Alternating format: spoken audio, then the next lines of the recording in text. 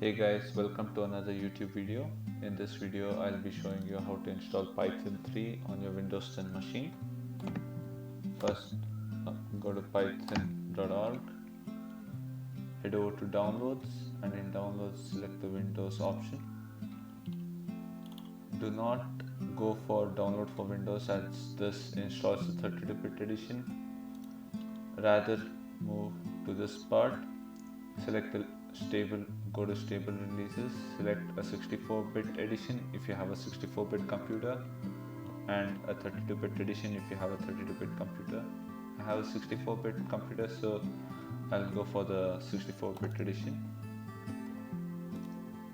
Download it and install it.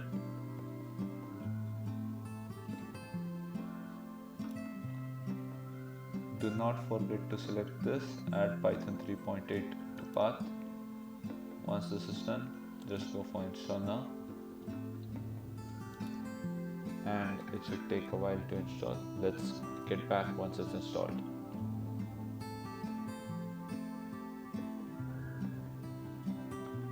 So once this is done, it shows setup was successful. Just close this window, move over to the search and type cmd. Once this opens up, just type Python and verify that the Python terminal opens. With that, you can verify that it's Python 3.8 and you've got the 64-bit edition and you're all ready to go. Have a nice time programming in Python. Follow my channel for more content regarding to Python programming. Thank you.